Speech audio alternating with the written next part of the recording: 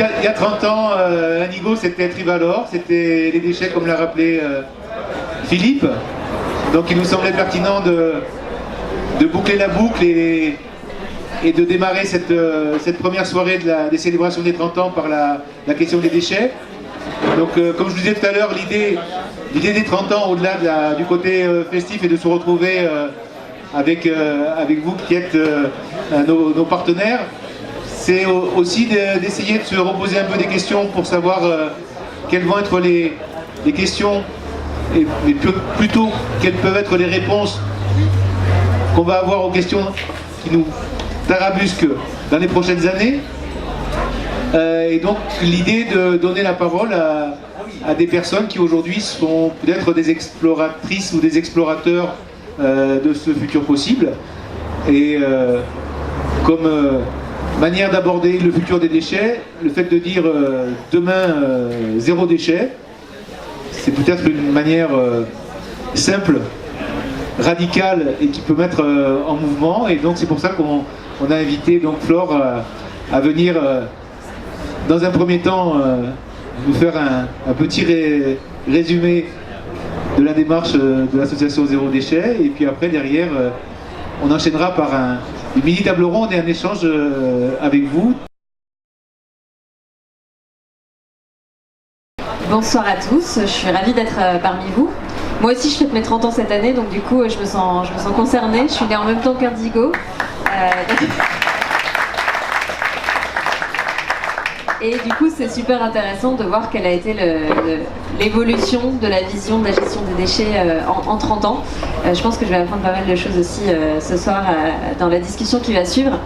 Alors je travaille pour Zero Waste France. Et je me permets de revenir du coup sur ce terme waste, parce qu'il veut dire à la fois zéro déchet et zéro gaspillage. Et Bruno, à chaque fois, il ne dit que zéro déchet. donc j'insiste, c'est important, parce que justement, on va beaucoup plus loin que de s'intéresser au simple déchet à la poubelle finale. Notre enjeu, c'est de limiter, de réduire l'ensemble des gaspillages, tous les gaspillages. Voilà, donc zéro déchet, zéro gaspillage, c'est notre mot d'ordre.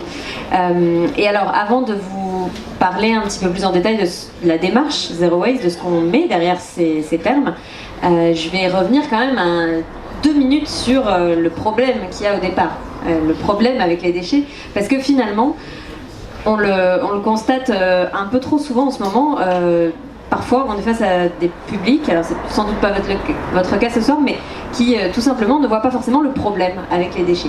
Après tout, on sait les gérer, on est en France, voilà, tout fonctionne, le service public, bon an mal an, fonctionne plutôt pas trop mal. Et donc, quel est le problème finalement? Le problème, non mais c'est vrai, on est parfois étonné des réactions. Et quel est le problème? Et bien tout simplement, est-ce que vous savez aujourd'hui quelle est la part de déchets de nos poubelles? Je parle de nos poubelles des ménages. Quelle est la part de ces déchets qui sont recyclés? 30%, parce que vous êtes des gens hyper informés, donc c'est effectivement ça. Donc 30%, c'est même pas un tiers, ouais, enfin, en gros on va dire un tiers. Et le deuxième tiers, il est incinéré, et le troisième tiers est mis en décharge. Donc ça c'est la situation aujourd'hui, et or on sait évidemment que la mise en décharge et l'incinération restent des sources de pollution de l'air, des sous-sols, et en plus contribuent à la crise climatique. Donc il est là le problème en fait, le problème de déchets au départ, c'est bien celui-ci, c'est que pour l'instant la situation actuelle elle est toujours pas satisfaisante de ce point de vue-là. Moi, je voudrais mettre l'accent sur 2 autres crises, en plus de cette crise des déchets. Enfin, on est toujours dans une crise des déchets, même si on tend à l'oublier. Cette crise des déchets, elle est liée à 2 autres crises. La crise des ressources et la crise climatique. La crise des ressources, c'est ce que mentionnait Bruno il y a quelques minutes. Parler d'énergie grise, on parle aussi de sac à dos écologique, des produits. Parce qu'en fait, derrière notre poubelle, il y a une montagne de déchets qu'on ne voit pas. Et une montagne de consommation de ressources que l'on peut oublier aussi parce qu'on ne la visualise pas. C'est toutes les ressources, matières premières, énergie, eau, etc. qui sont utilisées dans le processus de production tout simplement. Donc en fait, le lien entre crise des déchets et crise des ressources, il est assez évident. Finalement, les ressources, c'est l'amont du déchet. On fait le lien assez intuitivement. Il y a un lien qu'on fait un peu moins intuitivement et sur lequel je voudrais insister, c'est le lien entre crise des déchets, crise des ressources et crise climatique. Qu'est-ce qui relie finalement ces deux enjeux? Eh ben, je voudrais citer un auteur qui s'appelle Philip Biwix et qui a écrit un livre paru l'année dernière ou l'année précédente, qui s'appelle L'âge des low-tech et qui l'explique de manière assez claire. Je vais essayer d'être aussi claire que lui. Tout simplement, il fait le constat d'une crise des ressources dont on vient de parler, et notamment des ressources métalliques. Et il explique que pour pouvoir du coup aller chercher des ressources métalliques, il faut désormais creuser un peu plus profond, aller chercher un peu plus loin ces ressources. Les ressources les plus accessibles, elles ont été utilisées, consommées. Et donc pour aller chercher plus loin, creuser plus profond, il faut plus d'énergie. Et par ailleurs, on sait aussi qu'on est face à une pénurie, une crise aussi énergétique. Or, pour aller chercher de l'énergie à nouveau plus profond, plus loin, puisque les sources les plus accessibles ont été utilisées, eh bien, il faut plus d'infrastructures, et notamment d'infrastructures métalliques. Et donc, en illustrant ce lien entre les infrastructures métalliques, le besoin en ressources métalliques et le besoin en énergie, il nous montre que finalement les deux enjeux sont complètement liés et qu'on n'en sortira que en réduisant notre consommation à la source. Donc crise des déchets, crise des ressources, crise climatique. La seule issue, finalement, c'est de réduire. Et donc c'est ce qui nous amène à la démarche Zero Waste, zéro déchet, zéro gaspillage. Démarche finalement qui n'a rien de révolutionnaire. Le contenu de cette démarche, ses principes fondateurs, vous les connaissez tous, j'imagine. C'est finalement très proche des 3 R, ou des 4 ou 5. Réduire, réutiliser, recycler. Finalement, c'est une démarche qui vise en priorité à éviter le déchet pour ne pas avoir à le gérer par la suite. Donc c'est très simple sur le papier. En pratique, ça passe par de l'éco-conception, avoir des produits faits pour durer plus longtemps, pour être modulaires, adaptables en fonction de leurs utilisateurs et des pratiques qui évoluent. Ça passe par de la réutilisation et du réemploi au maximum, c'est-à-dire qu'on va à la fois allonger la durée de vie, mais on va aussi allonger la durée d'usage. Parce que durée de vie, durée d'usage, malheureusement, sont souvent encore trop déconnectés. Réutilisation, réemploi, ça vaut pour les biens de consommation courante ou occasionnelle, ça vaut aussi mobilier, vêtements, etc. Ça vaut aussi pour ce qui relève de la consommation quotidienne et notamment de tous les emballages. Donc la réutilisation des emballages, c'est ce qu'on appelle la consigne ou la vente en vrac, et ça fait partie intégrante de la démarche Zero Waste. Et enfin, en dernier lieu, évidemment, le 3e R, celui du recyclage, de la valorisation matière organique, compostage, ou matière recyclable, évidemment. Donc finalement, ces principes, vous les connaissez sans doute déjà. Qu'est-ce qui fait la différence? Qu'est-ce qui fait que certaines villes, certains territoires ont atteint des performances absolument extraordinaires par rapport à la moyenne que l'on connaît en France, en Europe et un peu partout dans le monde? Qu'est-ce qui a fait la différence? C'est une différence d'approche. Et alors, je vais d'abord commencer par illustrer ces performances, et puis après on reviendra sur la différence d'approche et ce qui leur a permis d'atteindre ces résultats. Alors, premier exemple, je vais inverser les 3 R, cette fois-ci je pars du recyclage. Premier exemple, la ville de San Francisco, dont on parle beaucoup trop peut-être dans les médias, qui atteint 80% de tri à la fois de l'organique et des recyclables. 80%, c'est une performance quand même assez impressionnante par rapport à la statistique française qu'on a évoquée tout à l'heure. Et surtout, ça veut dire que le tri est accessible à tous les habitants, quel que soit leur lieu de vie, sur leur lieu de travail, dans l'espace public, partout. C'est la norme instituée. Ensuite, réutilisation, réemploi, réduction. Cet objectif-là fait qu'on ne peut pas s'intéresser juste à cette statistique de taux de diversion, de taux de tri. Il faut aussi s'intéresser à la quantité absolue de déchets qui nous restent à traiter. La quantité d'ordures ménagères résiduelles, notamment, qui nous reste à traiter. Et cette quantité, elle est tombée à 55 kg par habitant et par an dans la province de Trévise, en Italie. Donc, Pour ceux qui ont à peu près les chiffres en tête, c'est aussi assez impressionnant puisque en France, les très bonnes performances tournent autour de 100 kg par an par habitant. Les bonnes performances, entre 150 et 200. Et puis la moyenne est plutôt à 250 en ordures ménagères résiduelles. Et puis, à Paris, en région parisienne, on est bien au-delà.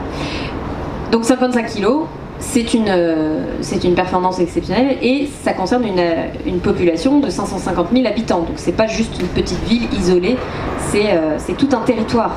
Et un territoire avec de l'urbain dense, du rural, etc. Voilà, donc c'est relativement représentatif et proche de nous. Un autre exemple de performance que je voudrais évoquer, c'est celui de la beaucoup plus petite ville d'Hernani au Pays Basque. Cet exemple, je le trouve intéressant parce qu'il montre qu'on peut avancer très vite. Parce que la ville d'Hernani, elle a réussi à inverser ses statistiques en l'espace de 2 ans. Ils étaient à 70% de mise en décharge et 30% de tri, et en 2 ans, ils ont basculé dans l'autre sens. 70% de tri, 30% de mise en décharge. C'est parce qu'on entend souvent cette idée qu'il faut au moins 15 ou 20 ans pour faire bouger les choses. Mais non, en fait, ça peut aussi aller très vite. Et surtout, les premiers pas sont très rapides. Après, quand on commence à vouloir grignoter les 10% restants, là, ça devient plus compliqué et plus long. Mais la marge de manœuvre qu'on a, nous, aujourd'hui, elle est immense.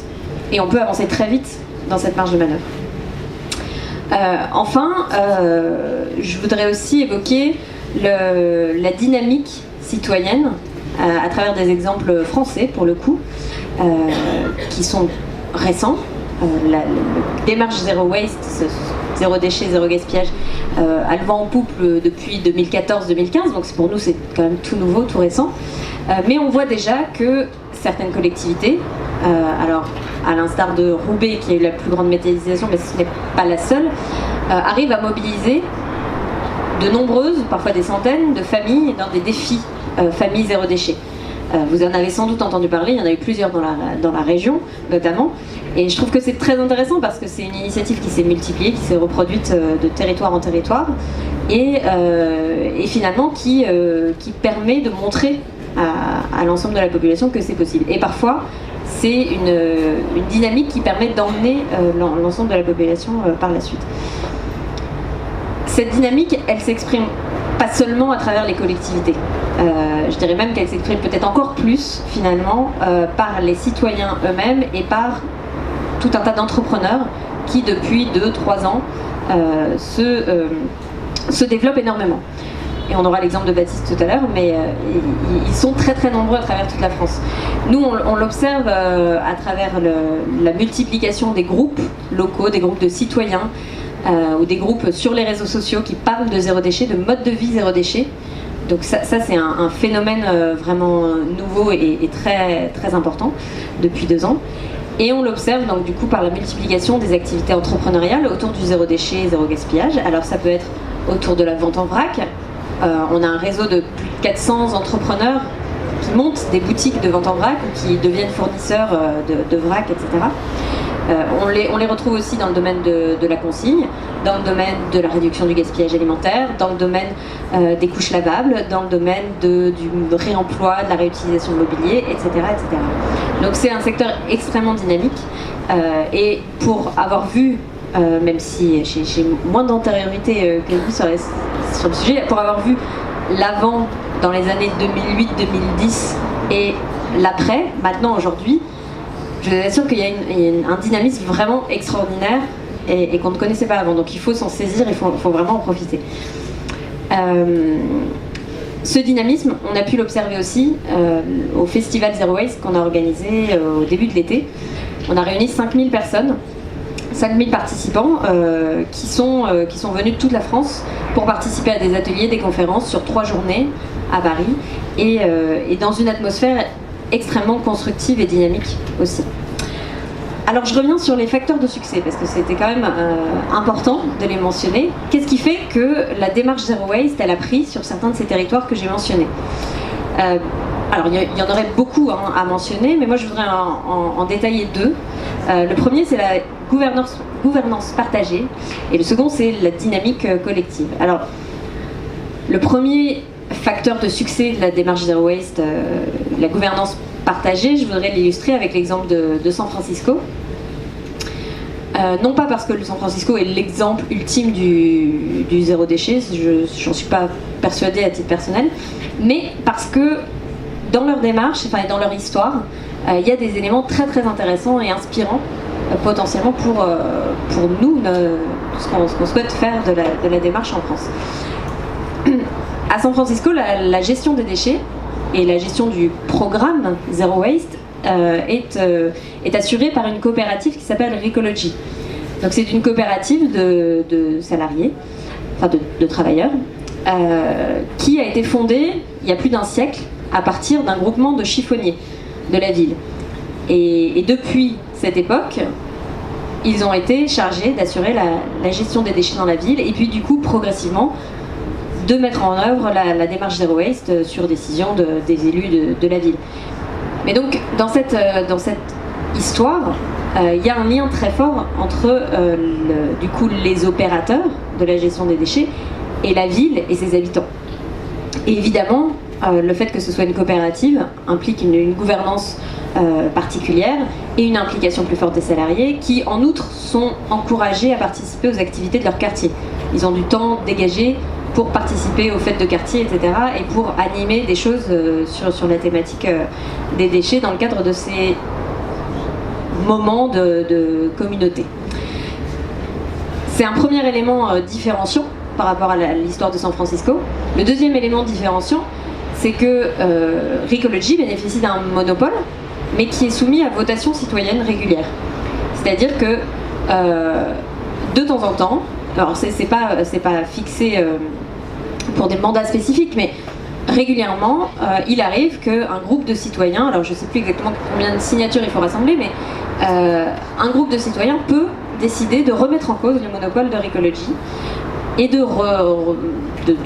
d'initier une votation citoyenne, voilà, pour ou contre, est-ce qu'il faut choisir un autre opérateur. Et bon, jusqu'à présent, les citoyens, les habitants de San Francisco ont toujours choisi de garder Recology. Mais du coup, ça fait aussi que les membres de la coopérative Recology savent que la qualité de service et la qualité de leur performance est extrêmement importante parce que c'est les citoyens qui en sont les juges directs et qu'ils ont tout intérêt à faire leur travail du mieux possible et à s'adapter aussi aux contraintes des citoyens. Donc voilà, ces deux éléments d'une gouvernance partagée qui me semblent être vraiment intéressants et sans doute des facteurs clés de réussite dans l'histoire qu'on cite souvent de San Francisco. Le deuxième facteur clé, la dynamique collective, je voudrais l'illustrer avec l'exemple de Capanori en Italie, qui est une ville moyenne, mais pionnière, puisque c'est cette ville, cette initiative qui a un peu lancé la dynamique zéro déchet en Italie, et la ville de Capanori a été suivie ensuite par quelques 300 collectivités depuis 2007.